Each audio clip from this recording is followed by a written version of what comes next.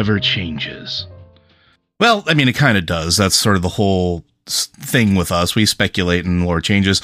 But if you couldn't tell from the intro, we are going to be talking about Fallout lore, which has actually shifted over the years and in recent is continuing to shift ever so slightly, adding all sorts of wonderful new color and character to the games that many of us have come to love and adore.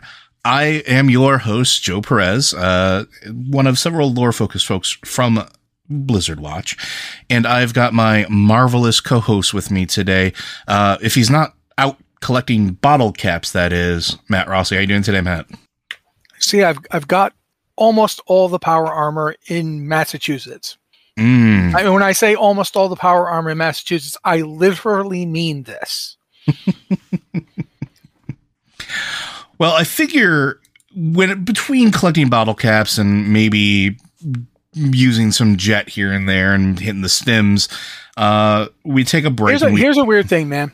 Go for it. I'm sorry to interrupt you, but I have literally never played a character who's done jet. Really?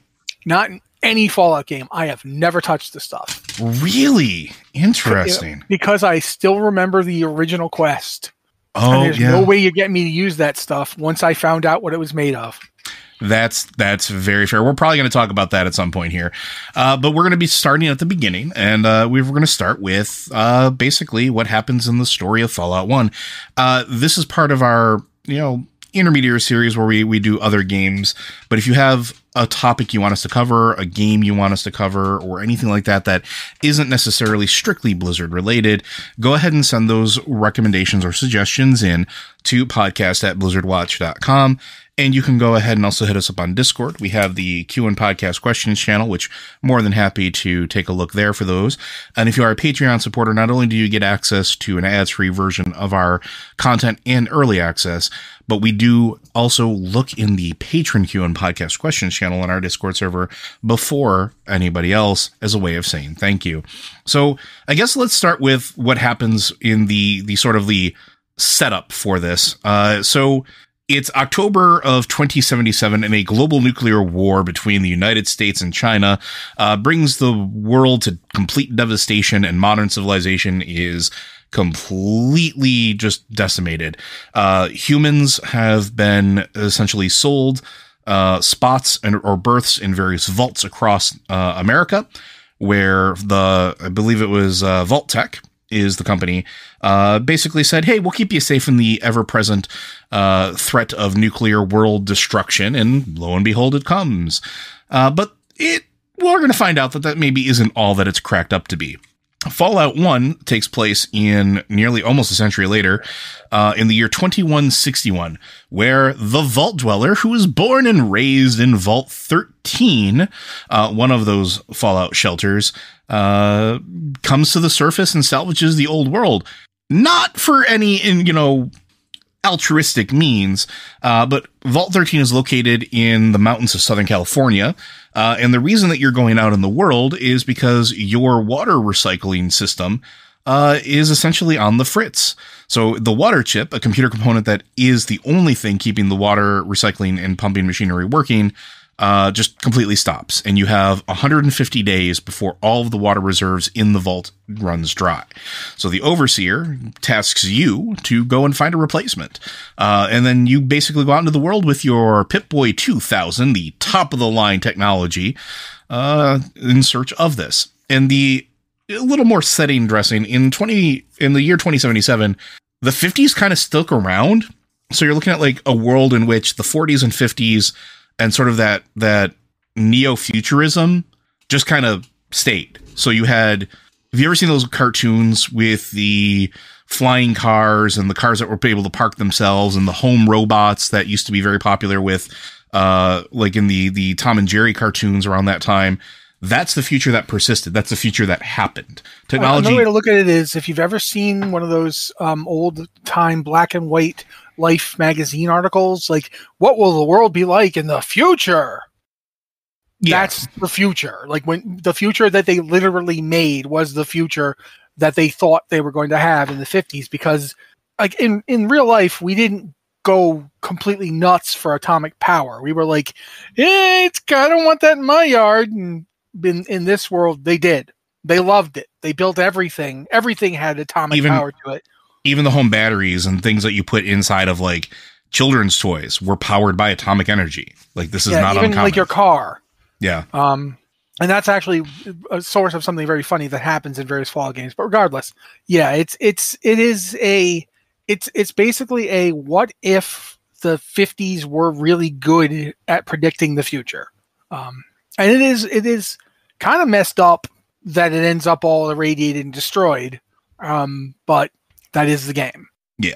And I mean, let's talk a little bit of sort of like how the world is in the post-apocalyptic future as you exit Vault 13. You learn that, contrary to what you've been being taught inside of the vault, that the world kind of continued to move on. Like, it is a wasteland. It is a post-apocalyptic future, but there's people. There's settlements. Yeah. Not everybody died. Actually survived. Yeah. Some cities survived. Others were repopulated. The California in Fallout 1 and 2, but definitely in 1, is a bizarre place. It's very hard to... The best way I can think of to put it is there are pockets of, for lack of a better word, almost like islands of civilization. Yeah, that's a really good way to put it. And then when you get out from one of those towns, where it's Shady Springs or wherever, Junktown, there's lots of different towns and the hub, which is like a merchant city. There's the Necropolis, which is a ghoul city, and we'll talk about ghouls. All this different stuff in between those places it's called the wasteland, but it's not always wasteland, but the way we would think of it. It's like there are a lot of places that are simply reverted back to, for lack of a better word, the wild, where there are these strange animals who have been mutated, sometimes by radiation, sometimes by other things, who have basically recreated a different ecosystem. And that's in between a lot of places. So when you're traveling in this game, one of the biggest problems that the Vault Dweller, who's the hero of original Fallout, biggest problem the Vault Dweller has is they have no accurate information on where anything is or what the world is like. He leaves the vault, or she leaves the vault, Duke, you can pick your gender. They leave the vault literally only knowing that they need this part from another vault. They have the location of a few vaults to go to, and they have to hope they find the chip in one of those vaults. And even then, the information from where those vaults are located is specifically provided by the Vault Overseer. So let's talk about what the Vault Overseers were, because I think that's kind of important here.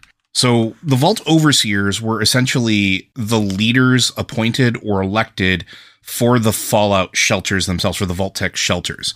And they were responsible for whatever the shelter or whatever the programs were in place for those basically the vaults, right? We learn later on that some of the vaults had way more sinister implications to them. But one thing is almost universally true. The Overseer always is the arbiter of information within the vaults. They know more than anybody else. They are essentially the high ranking at each of those vaults employees of Vault-Tec. They work on the company's behest. And when they're elected even, and they take over the duties of the Overseer, they're given all of this information that they didn't have access to before. And this includes potentially locations of other vaults nearby, if those vaults had a very specific program working or not, and sometimes intel on what is happening in the immediate area, depending on the vault itself. They can, I mean, if I remember correctly, the original Overseer in Vault 13 looked rather Cro-Magnon in aspect. Well, he's got like a thick beard and like gray hair that kind of just comes sloping down over his face. Yeah, I wouldn't say Cro-Magnon, but he's definitely a brutish individual. Mm-hmm. But they are mythical figures as far as like information goes. They're always deferred to. So when the Vault Dweller leaves, the information of the closest vaults is essentially provided by the Overseer. It's programmed into the Pip-Boy 2000, right? Like these are, here you go. Here's where I know that there are 2 vaults. You can go and maybe they have a backup, or maybe they're already whatever, go get it for us. And that sort of is held over in every single Fallout game that occurs. is that the vault overseer, when there are vault overseers, are always in that position of more knowledge, more power. Okay, you can continue as you see fit. First off, it's really like the thing is that each vault seems to have had an individual purpose, which you find out later. We didn't know this in Fallout 1. You find out in Fallout 1. You find out a little bit, not much. Yeah, a little bit, not much, but essentially, I'm going to just try and get through the basic story of the game, like as a synopsis right now, and then we can go into more detail later. So, starts off, the Vault Dweller, they leave Vault 13. They have that 150 days to get a water chip to replace the water chip in Vault 13, or everybody's going to have to leave the vault. And they're terrified of this because they have no idea if it's safe to leave the vault yet. Like, as far as they know, the world is gone and the vault is the only thing left. And it's not like they even have contact with other vaults. Mm-hmm. It's like they know where some were, but that's it. It's not like they called up a vault and were like, hey, because they don't have contact. They've tried using radio. No one has responded. So they're sent out there. You're basically, of the people in the vault, you are considered the most likely to survive and get a new water chip. You're sent out to do just that. And that's the last coherent moment of your life until the very end, because you are dropped into a world where it's like every new town and settlement and farm and homestead and horrible like hole in the ground with a bunch of horrible things in it that you discover is its own island, its own empire. Like, one of the towns that's important is, like I said, Junktown, where it's basically a war between a criminal and the sheriff. I don't remember the sheriff's name. I remember he was voiced by Richard Dean Anderson. Mm-hmm. Darkwater.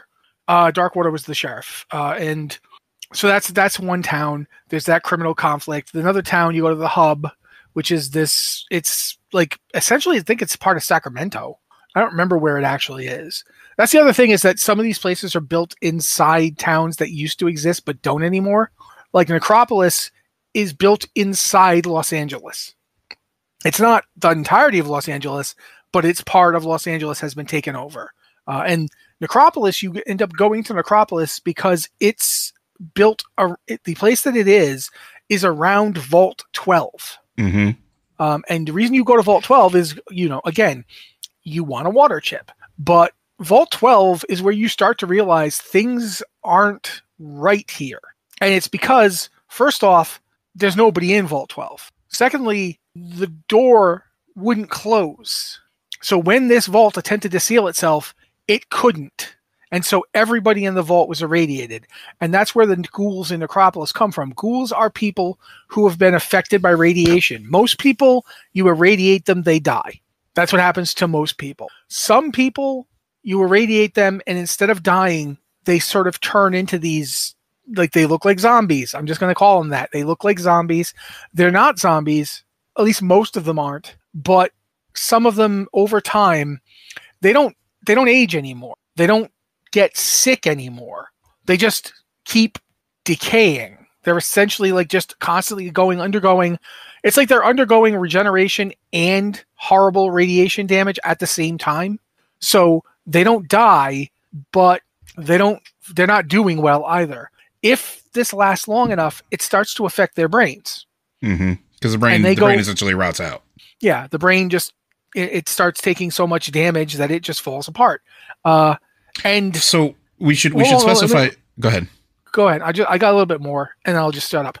So you have ghouls that are just almost immortal, like people who look like they've had all the skin on their body melted off, and they can live for hundreds of years. But there's always a timer, because sooner or later, whether it's the passage of time, whether it's radiation damage, it's not entirely clear. But eventually, you can turn into what's called a feral ghoul, and a feral ghoul doesn't have rationality anymore. But it gets worse. Because radiation doesn't kill these people, they can keep becoming more and more radioactive. And one of the problems of the 21st century in the Fallout setting was that people were just dumping radioactive waste everywhere. It was just getting dumped in holes in the ground, in caves. People would dump it in the water. So there's a lot of ways to get really heavily irradiated. Plus the fact is, as everything was radioactively powered, like if an old car that was left there after the war eventually blows up, it irradiates the whole area because it had a fusion core. Junkyards too, right? Like, because all the stuff like that was discarded. Yeah. Yeah, the city of Junktown has got that problem. What ends up happening is if a ghoul absorbs enough radiation, sometimes they turn into what's called the glowing one because they're putting off so much Cherenkov radiation that they're literally just glowing. And some of them have their mind left.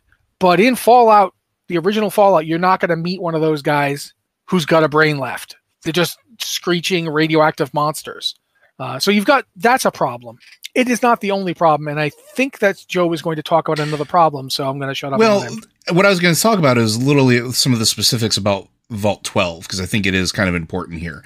So radiation has always been a thing. Vault-Tec and other corporations that are using radioactive or nuclear-powered items always understood that there was an effect of being close to it, but it had never really been studied, because having a public study on it, well, that would be disastrous to the bottom lines. So Vault 12 was built specifically with this in mind. Under the metropolis of Bakersfield, you find out that not only was it fitted with the, all of the latest technologies and everything else that all the other vaults were, because that's just kind of how things were.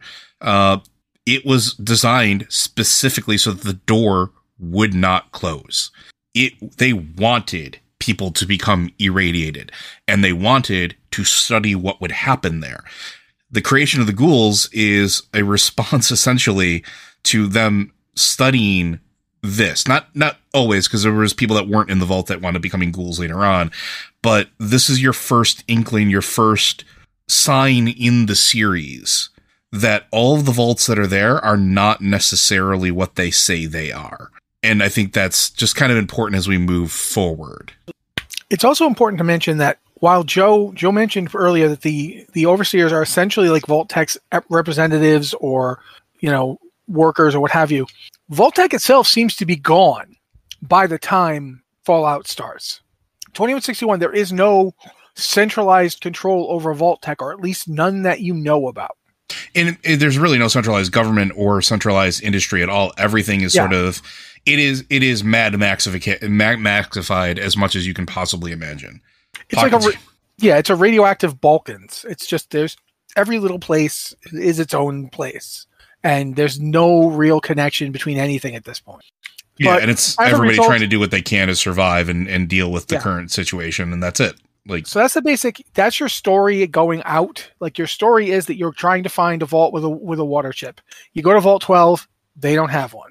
Eventually you find one, but by the time you find one, you start realizing that something much worse than anything you'd thought of to this point. Point of correction, Vault 12 is where you find the chip. Vault 15 is the one that is... Yeah, Vault 15 is the one you go to first. Sorry, see, I told Joe before we started this that I'm good at the lore, but I'm terrible at which vault is which. That's why Vault 12 is where you finally end up to get the water chip, because they're not living in it anymore. Yeah, they were irradiated. They weren't meant to be living in it in general, so it was always unused. Yeah. So once they got irradiated, they ended up going out and creating the necropolis. So Vault 12 is basically abandoned. Vault 15 is wasn't it actually still running? No, Vault 15 was abandoned and in ruins. So there was literally nothing left. There's one that's still running. Is that the one that's part of the hub? Yes. Because I know that, okay. So there's a vault in the hub as well. There's lots of vaults in this game. There's at least 4. And there's also Mariposa Military Base, which we are going to get to. But so you eventually go to a couple places. You can't find one. You finally find one. But in the process of finding one, you start realizing there's weird things going on. And it's what you end up finding out is that, first off, there's these weird green mutants that are called super mutants. Mm-hmm. And super mutants are they're twice the size of a human, bulky. They're like fantasy ogres almost. They are enormous, and most of them don't seem to be rational. It's hard to tell if they're less intelligent or just extremely aggressive. Some feel like they're more aggressive. Others feel like they're more just plain old dumb. And it's hard to tell. But they are almost completely immune to radiation. They're physically strong enough to kill almost anything that they run into in the wastes. And anything they can't kill, they can gang up on. Mm-hmm. So very few things are a threat to them. There are a few, but very few things are a threat to them. And they're coming out of, he doesn't know where they're coming from. You can't figure it out. So you start investigating, and eventually you run into a whole bunch of factions. Like there's the Children of the Apocalypse, who have effectively they found an old library, and they've turned it into like a depository of knowledge, which they're using to try to rebuild human society. Like they have all these books and all this stuff on the world before. And as a result, they can do medicine that other places can't because they've got medical books. They can do like science that is a little bit beyond most people because they've actually got textbooks telling them this is what this is what that is. They're not like they're not really highly advanced exactly because they're kind of running. It's like literally they're a bunch of people with nothing who found a library and are attempting to fix the world. So they're basically using any knit together garbage they can find. Like their computer terminals are ones they found and managed to get working again. But they're out there and they're relatively benevolent as wasteland groups go. There's the Brotherhood of Steel, who are sometimes benevolent and sometimes kind of not. The Brotherhood of Steel is kind of a technologically xenophobic group. They don't want anyone to have the technology from before the war, except themselves. Like they can be trusted with it.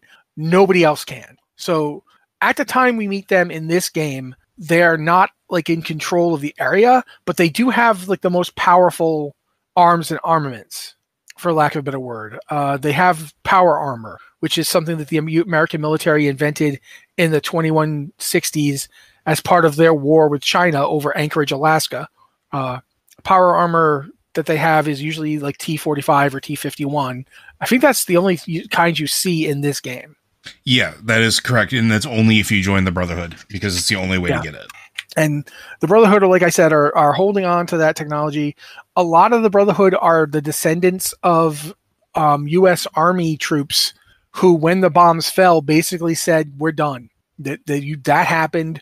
There's no America to be the army of anymore. Well, they were also, don't forget, they were left. No, there's more. There's more. Yeah. There's more. But we got to get. I'm trying to get what that is across before we move on. So yeah, you've got the Brotherhood of Steel who descend from army troops. You've got the Children of the Apocalypse who are all about trying to make things better. The ghouls in Necropolis are their own kind of faction. The people in the hub, there's like lots of organized gangs and so forth in the world.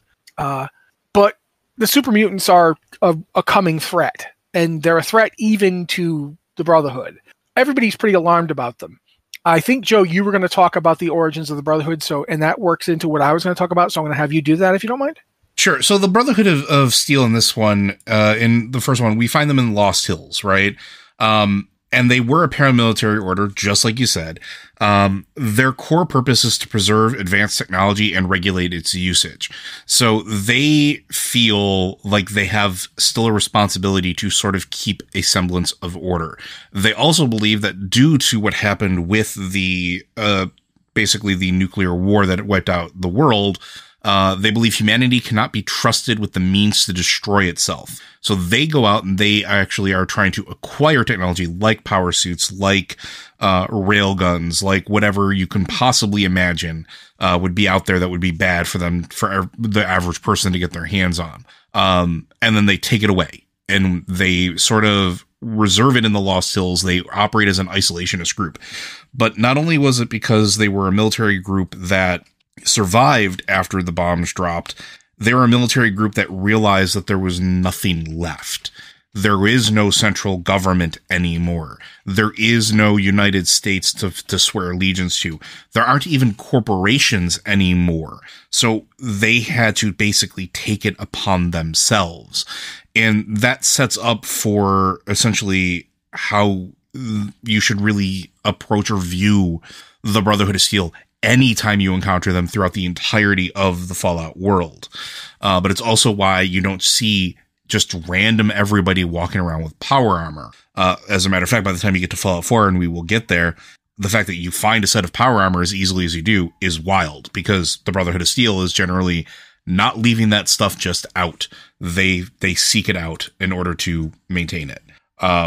That's really all I wanted to say about them in particular, is that realization that humans can't be trusted and that they have no other higher power, so they must cling to their purpose. That's why they're also referred to almost in a zealous manner, especially later on, and why he kind of colors their actions, I think, a little bit. Important to keep in mind there. Did we want to talk about all the other factions that are present in here, because you talked about the Followers of the Apocalypse? Do we want to go through the others real quick? Well, I mean, okay, but I think we should talk about. I don't know. There's so much, man. Go ahead. Yeah, want to talk about? Let's Junktown first, or what? Well, let's go through what is essentially we'll go through the Cribs Notes version. So you have caravan merchants, which are in the hub, which are essentially houses that dominate wasteland commerce, which are the Crimson Caravan, the Fargo Traders, and the Water Merchants. And you can pretty much tell what they do because of their names. Fargo Traders are willing to travel further than the other ones are in order to do commerce. Water Merchants, well, they like water. And in the post-apocalyptic future of the wasteland, clean water, or water in general, is a very hot commodity. And then the Crimson Caravan, well, they're questionable. And you can probably make some assumptions. Pretty much any bad thing you want, they can get it for you. Yeah. And they're part of what's called the Hub. Or at least they're present in the hub, which I will go into after I am done with the factions here. You have the Children of the Cathedral, which are present in the hub and the cathedral, which are a benevolent religious faction. And I am air quoting as hard as I can right now. I want you to think about Ultima 7. If you are old enough to remember Ultima 7. Yes. Which I am, but yeah. The Children of the Cathedral operate as the front for unity, which is we'll get into in a second here, and offer low-cost healing services. They are directly related to your main quest, and a number of other quests that you'll get into, which we'll get into in a second. Followers of the Apocalypse at the Boneyard Library, we already talked about. There are also factions of raiders. There's the Khans, a violent Mongolian-inspired group of bandits that lead out of Shady Sands, led by Gnarled Death Hand, threatening Shady Sands. You have the Underground, which is the largest criminal organization in New California, which you're going to wind up dealing with at some point in multiple things. They also work out of the hub. They control the commercial interests. They're trying to control the commercial interests in the wasteland, directly opposed to the merchant caravans. The Friendly Lending Company is a front for loan shark operations that they do, which is something you can potentially get into. Make sure you count your caps when you're done. Then there's Unity, which is operating out of the cathedral, but also out of the Mariposa military base. The army, society, and political structure organized by an individual, which we're going to talk about, to basically save humanity. That's their entire goal. That's what they're trying to do. That's what they say on the tin. You can find all sorts of things about them, and I think Matt's probably going to go there relatively soon, because that's the secondary thing. So there are two sections, or two acts, really, to the story that happened in Fallout. There's one, get the water chip. Then there's two. Yeah. Go ahead. Let me. Joe had mentioned earlier about the Overseer, and this is really important. The Overseer sends you out to get the chip. You go out, eventually you find the chip, but as you do, you encounter all these groups and people, and you bring this information back with you. And so when you get there, the Overseer meets you. He takes you to his office. You give him the chip. He's like, yes, we won't die. Give me your report. You tell him about everything, and he's like, these mutants, I don't like that. They shouldn't be there. All of our stuff from before those things weren't there. What are they? So you have to stop them. You got to find them and stop them. That's your new job. Get out there and stop it. And as you travel through the wasteland on this new mission, the first thing you find out is that people are being kidnapped. They're just vanishing, like whole farmsteads, sometimes caravans, sometimes towns. People are vanishing. The next thing you find out, and this one requires you to go to the Mariposa military base, which you can come up with lots of different ways you get there. The way I got there was I essentially was at chummy with the old Brotherhood deal at this point, because there is never going to be a Fallout game in which I don't have power armor by the end of it. Unless you just can't. If they won't let you have power armor, that's the only way I'm not going to have power armor. But they basically tell you what their origin was. And they're like, this whole thing with the super mutants that you're concerned about, it concerns us too. And basically you get like the wiggly lines of a flashback, because you don't actually get one, but what you get is they reveal through stuff that they have recorded that they came out of the Mariposa military base too. That all the original founders of the Brotherhood of Steel, including Roger Maxson, who was like, I believe, a captain or a major. I don't remember his rank, but he was essentially the ranking military officer at the Mariposa military base. He led all the soldiers out, essentially abandoned their post because the war was happening. But he also had another reason, which we will find out as we go to Mariposa. Maxson rebelled because he found out what Mariposa was doing. Mm-hmm. He and his men were just sent to Mariposa to guard the base. They weren't supposed to go inside, but with the bombs dropping, he was like, we just got to get out of here. I guess I'll just go try to get the eggheads out. As he went in, he found out that they were experimenting on people. And the thing they were experimenting on people with was something called the forced evolutionary virus, which was a late stage war weapon that was being engineered by America. Because at this time, the war between China and the United States had essentially gone into like an extended Cold War type war. Like the Chinese had invaded Anchorage, Alaska. They'd seized it. As a result of that, America went up, reclaimed Alaska, and took over Canada because the Chinese had spread through Canada, and now Canada was essentially helpless.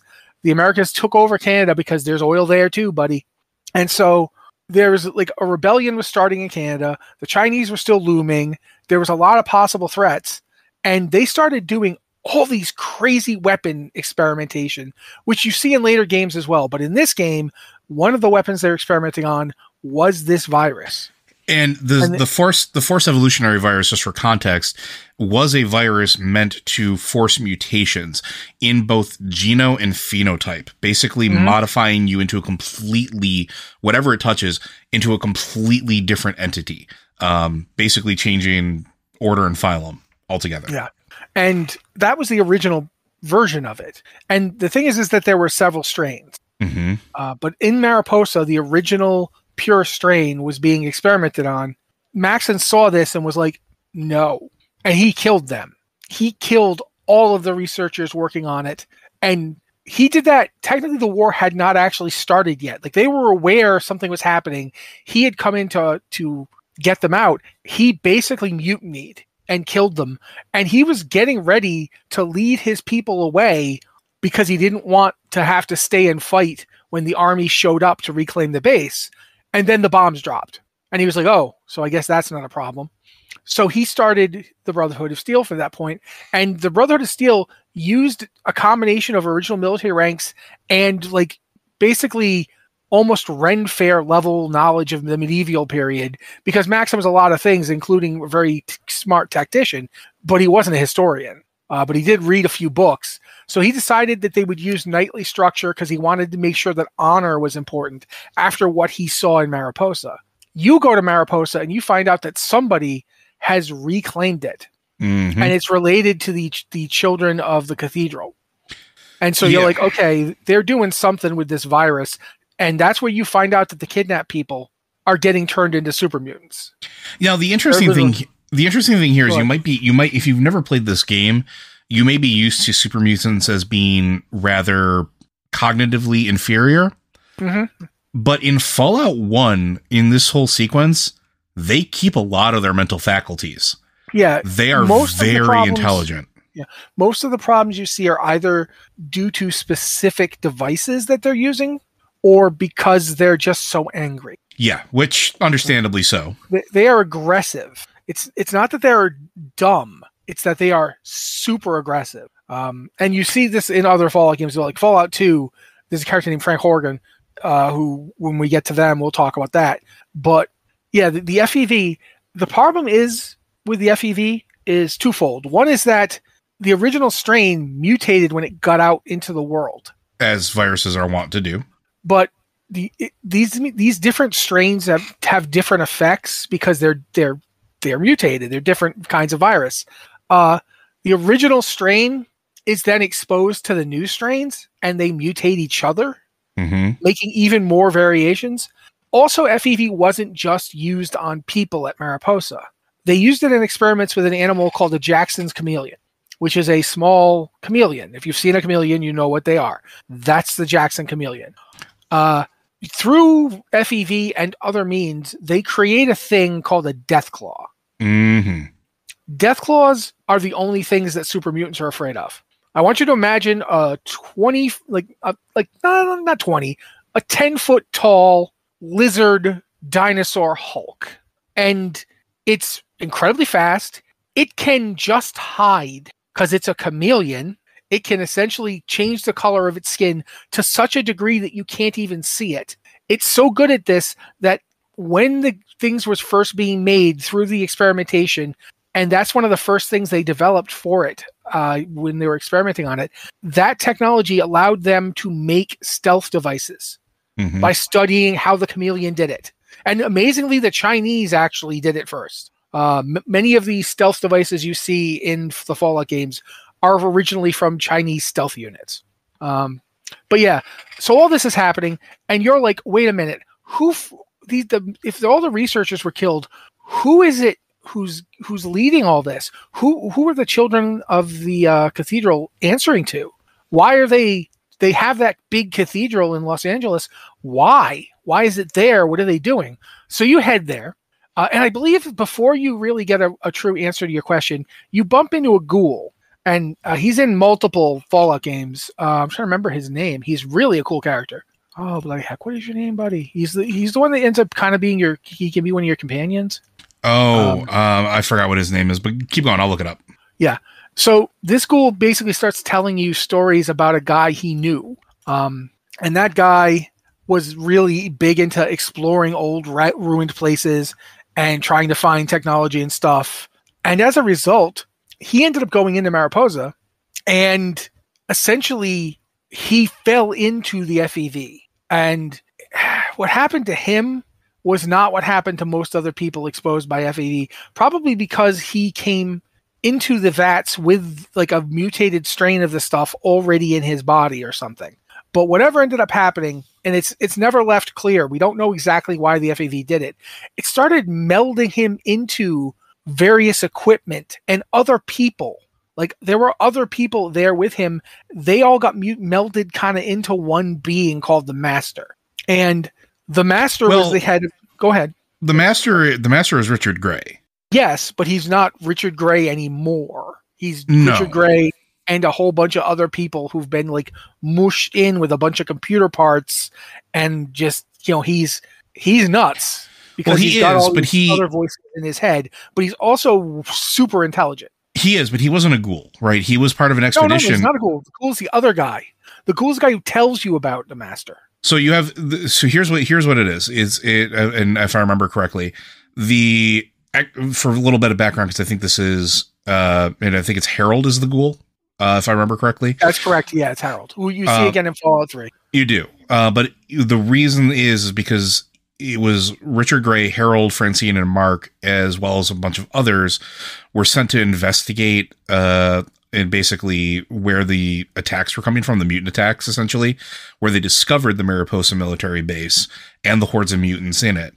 They made their way through it, and the only two to make it to the vats was Howard and Richard. Howard turned into the ghoul, essentially, and we wound up interacting with him more frequently. And then Richard wound up getting like knocked into one of the vats, where he became this essentially soupy man, because the mutation that happens to the Master is this integration, like you said, between technology and biomechanics, that essentially loses his level of humanity, and he takes over as the Master, where he now believes he's not only doing the cathedral and part of the cathedral's computer network, and not only running the experimentations at the Mariposa military base still with humans and creating more and more super mutants. He's doing it because he believes this is how you save humanity in the post apocalyptic nuclear world. Yeah, none of this vault garbage. That's not going to work. What are you going to do? You come out of the vault and you'll just get mutated anyway. No, you force them to evolve so that they can withstand, all the radiation, so that they are stronger and faster and can survive against the death claws and survive against the creatures and other mutations that naturally occurred in the world out there.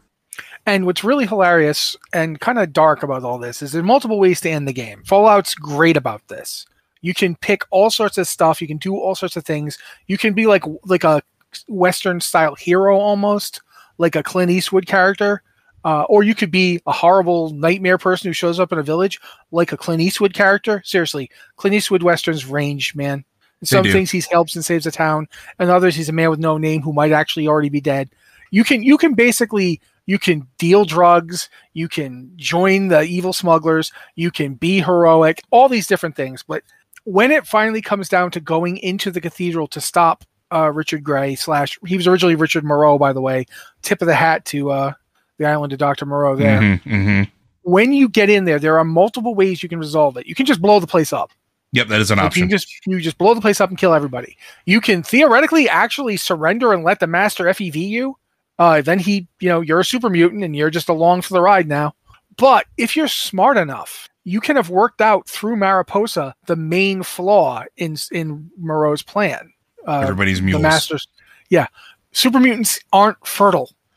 They can't have children. If you turn everybody into super mutants, sure, they'll survive for a while, but super mutants don't have enhanced lifespans, at least not to the degree like ghouls do, and they don't have children. So you can go right up to the master. You can say, look, your plan is dumb. It's not going to work. And he'd be like, I'm a super genius with like computer stuff in my head and multiple minds. And there's no possible way you can know something about this that I don't.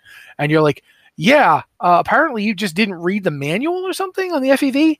It sterilizes people. Heck, you put women in there. They look exactly the same. Haven't you noticed that it completely strips away all of that?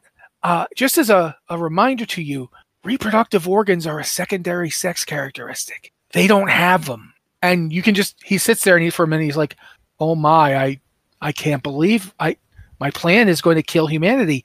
And he'll kill himself. So you can talk him into killing himself. But as a result of all this, you effectively, through your actions, through the allies you make to go up against the Children of the Cathedral, Followers of the Apocalypse, Children of the Cathedral. I keep getting them meshed together, and they're not the same at all.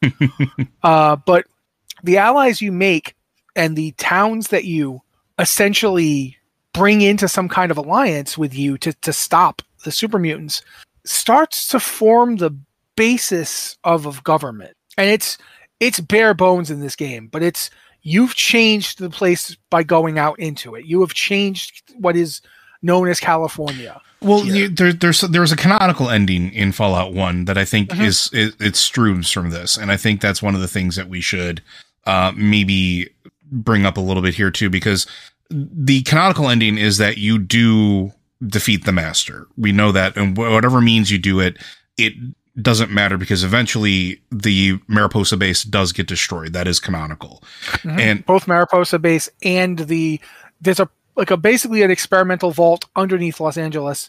That's the cathedral. It's like one of the prime vaults. It was one of the ones that was intended for Vault Tech personnel.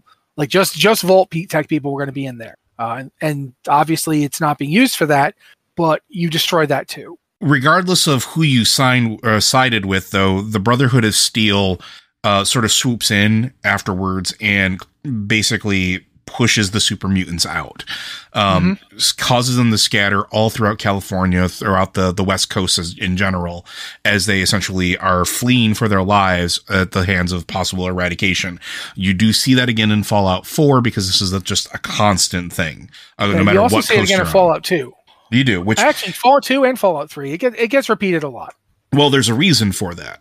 Now, after all this is said and done, you defeat the cause of the FEV at the behest of the overseer who told you to go look into it in the first place. You come back and you're rewarded for your efforts by being kicked out of the vault. Yeah. Because you have been tainted. Yeah. Remember how he wouldn't let you meet with anybody else when you got back? He took your report and immediately sent you back out? Can't have everybody. Care. you can't have everybody in the vault knowing what's actually going on in the world. Yeah, he didn't care about the mutants because he didn't plan on actually leaving the vault. He didn't plan on you surviving. Yeah. He figured you'd get killed, and then that would be fine. And he'd seal up the vault, and they'd have their water chip, and they'd be fine. But you come back, and he's like, I can't let you in. If you told the people in this vault the things you know about the world, they don't want to leave the vault, and we don't. Then what? What's left? The vault would be gone. There'd be no people in it. You like all those other dead vaults you found. I can't allow that. Because keep in mind, the Overseer is still waiting for the all clear from Vault-Tec. Like, that's part of their primary directive, is not to release people until they get the all clear. And they haven't gotten it yet. They don't know, like, the Overseer knows, but doesn't really know that Vault-Tec isn't a thing anymore. There's what you've told him, but that doesn't mean anything. That there could be Vault-Tec personnel in their own personal vaults, which, hey, look, there was. But he can't have you infesting the minds of those that are under his care to essentially send them out to their doom without the all clear from Vault-Tec saying that it's safe to come back out in the world. Yeah, this is something you will see repeated, by the way. And what's even funnier is there's something that the Overseer here doesn't know that you find out in future Fallout games. But the water chip, go ahead. The water chip that breaks down for this group didn't break down. It was designed to fail. Because they wanted to see what would happen if after, say, close to 100 years, the water chip breaks. What do these people do? How do they, like, a lot of vaults are basically these experiments. There are 12 vaults that are not part of the experimentations. They like work over like this. 122 well over vaults. 100. Yeah. There's 122 vaults we know of. So 110 of them are made for experimentation. But you get kicked out, and whether you kill the Overseer, which is an option in your dialogue choices, or you let him live to suffer whatever fate that will befall them later, you go back out into the world. And what's interesting is, because Fallout 1 and Fallout 2 are directly intertwined, you basically wind up going to found your own settlement out in the middle of nowhere. And I can't remember what the name of the settlement is. Arroyo, thank you. Where you settle down and essentially, I don't want to say prosper, because it feels weird to say prosper in a Fallout setting. It's not that you prosper. You survive. That you manage to. There are other people who decide to leave Vault 13 because they're not down with the Overseer's treatment of you. There are other people who just live out there already who are like, that's the person that saved us from the super mutants. And a bunch of people basically coalesce into a settlement around you. And you already have connections at the hub. You already have connections with the caravan. Maybe you already have connections with the Brotherhood of Steel. Like, you essentially are setting yourself up to be untouched, unbothered, for lack of a better term.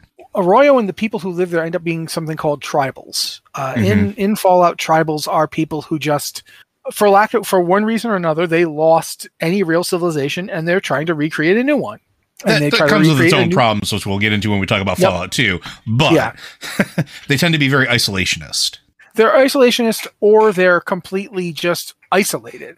Like, because one of the ways you keep yourself safe from all the dangers out there is to not go looking for them. You essentially replicate the essence of a vault out in the world. Yeah, like you build defenses, and if something tries to come in, you don't try to take it on yourself or just study it. You try to wipe it out. But yeah, that's the basic. The thing is you describe the story of Fallout, the original Fallout, and it's kind of bare bones, because the real story is all the stuff you do. Yeah, because this is the setup, right? Fallout 1 is the first place of all stories that exist in Fallout. Every game, even the TV show, everything that's released for Fallout ties back to things that you did as the protagonist of Fallout 1. Those choices rippled across everything. You may think to yourself, well, Fallout 3 took place in DC, and Fallout 4 took place in like the Boston area. Even your choices from Fallout 1 carry over into those games. Yep. Like, and we'll talk about this later, but like the FEV is tied up with the Institute. The Institute is involved with that as well. That wouldn't have happened if Fallout 1 never occurred. The stuff that happens with the super mutants in the DC, like, one of your companions in Fallout 3 is a very intelligent super mutant as far as like what your consider intelligent for super mutants at the time. And like the stuff with the Brotherhood of Steel in Fallout 3, and the stuff that happens in Fallout Vegas, because all of the political structure of Fallout Vegas ties back to Fallout 1. All of it. Yeah. All of it does. The NCR, for example, is founded by a woman named Tandy. Tandy is the daughter of the Vault Dweller. Mm-hmm. So Tandy is the actual leader of Arroyo when you, in Fallout 2, create your character. And you are, and she's your grandmother at that point, by the way. Yeah, she's your grandmother. No, then I think because you're the great grandchild of the protagonist of in spoilers, which we'll talk about more. But when Fallout 2 starts, you are the great grandchild of the Vault Dweller. You even have his suit. Mm-hmm. So yeah, there's a lot of recursivity in the Fallout story because it's all about these people's choices ripple out into the world and affect it. But Tandy, the state that Tandy creates, becomes the New California Republic. And the New California Republic is extremely important, both in terms of the story of Fallout New Vegas and really in the setup to the story for Fallouts 3 and 4. Fallout 3, the Brotherhood of Steel, the reason the Brotherhood of Steel are in the DC area at the Pentagon is because the group back in California, having had a war with the New California Republic, essentially splits. Mm-hmm. And the group that doesn't stay there and hide from the New California Republic basically builds himself a blimp and flies east. And there's another game called Fallout Tactics, which is debatably canon. It's not considered canon. More and more stuff from it is coming back into the Fallout setting, and the blimps are one of those things that the Brotherhood of Steel has blimps. Mm-hmm. And they're not helium blimps. They're hydrogen blimps. Mm-hmm. They're using hydrogen because hydrogen is easy to get. You can make hydrogen if you have water, but you can't make helium without a nuclear reactor to turn. You know what I'm saying? It's a lot harder to make helium. The fact that there's helium on Earth is because of how our planet was formed. And when we ran out of it, there's no more. Like the suitable amount of helium for floating a blimp is very, very rare. There's not a lot of it left. So there's tons of stuff like that. One of the things that's really great about all of the Fallout media, I think, is that it remembers previous Fallout games. It is one of the most wildly consistent series, and which is surprising, given that it started as an RTS RPG. Mm-hmm, mm-hmm. And when we talked earlier, at least at the beginning of this, about it changing slightly, here's the thing that's really curious about it. It doesn't really change it. It adds information that wasn't present before. And by doing so, changes the context that we had assumed as outside observers of the world, which I think is very impressive. Because over the years... Go ahead. No, I was just agreeing with you because sometimes I want to be like a hype man. But over the years, as you see more games release and they keep building on what was there... They don't ignore it. They don't change it. They don't wipe it away or glad hand it away.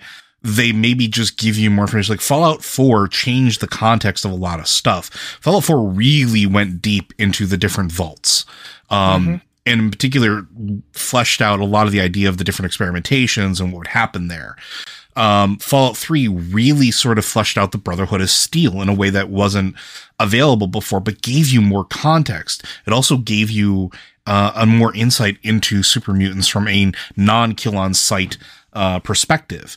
Fallout, the show, is also further evolving that. In fact, even the Dark Horse, the darkest of horses in the Fallout series, it's a tie between Fallout Brotherhood of Steel, which is an arcade game that they just were like, yeesh, this is terrible, and Fallout 76.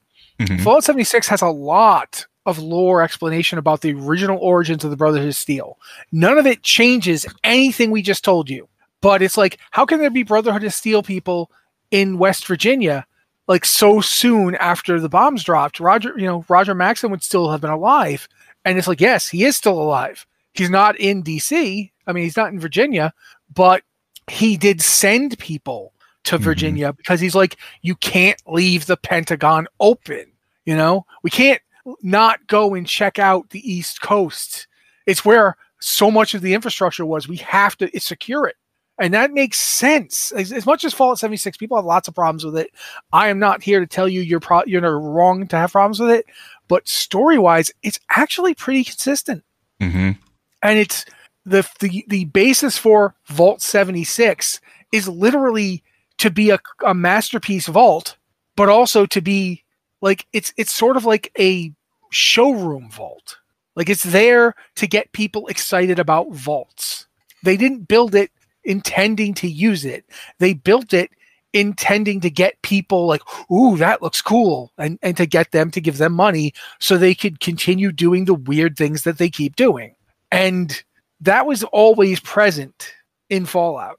From the moment you find out that the water chip was supposed to break down, from the moment you find out that Vault 12 was supposed to not shut, it's always been there. So there's a lot of really weird stuff like that, and it's amazing how often they don't change anything; they just add more to it. Like one of the biggest lore controversies in the Fallout series, and I know, Joe, we probably have to go at some point here, and I don't want to be talking too much, but one of the biggest lore controversies is about stuff like weapons and armor. Mm-hmm. Because the original game established things, and then you see different things in later games. Coming right up to in Fallout 2, do we have time to talk about Fallout 2 at all, you think? A little bit. We got a couple minutes. Okay. We talked about how the Brotherhood of Steel basically were like, there's no America anymore. In Fallout 2, you find out that there kind of still is. But it's basically a bunch of lunatics out on an oil rig and in a few other places, essentially deciding that everybody who isn't them just needs to get wiped out. And they're going to reestablish America. And because they are the former president and vice president and their descendants, they basically took the president out to this oil rig as a safe haven when the bombs flew. They didn't realize the bombs were going to fly that much. So they looked at it and were like, there's nothing left to rebuild. So we're just going to have to scorch it all down and build something else entirely. And they're called the Enclave. Yep. They will come up again. Like if you've been watching the Fallout show, you've seen Enclave scientists. The Enclaves, I wouldn't say they're instrumental to New Vegas, but they're definitely present in New Vegas. Yeah, you find signs of them everywhere, essentially.